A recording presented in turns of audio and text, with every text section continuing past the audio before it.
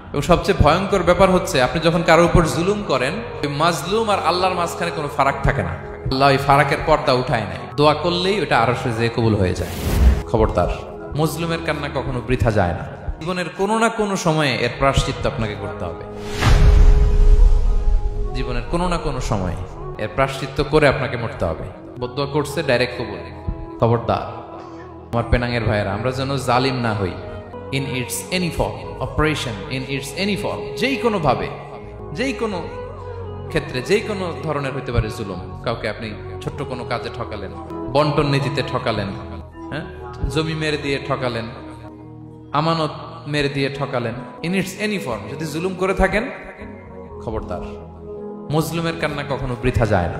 জুলুম শুধু আমাদের জন্যই হারাম না, আল্লাহর জন্য হারাম। আল্লাহ তাআলা বলেন হাদিসে কুদসিতে, ইয়া ইবাদি, হে আমার বান্দারা, ইন্নী হারামতু যুলমা আলা নাফসি, আমি জুলুমকে আমি আল্লাহ নিজের উপরে হারাম করেছি। ওয়া জাআলতুহু বাইনাকুম মুহাররামা, এবং এই জুলুমকে তোমাদের উপর হারাম করেছি। ফালা তাযালামু, তোমরা একে অপরের উপর জুলুম করো না। জুলুম শুধু আমাদের উপরই হারাম না, আল্লাহ নিজের উপরও হারাম করেছেন। তাহলে জুলুমের সাথে কি মুমিনের কোনো সম্পর্ক থাকতে পারে?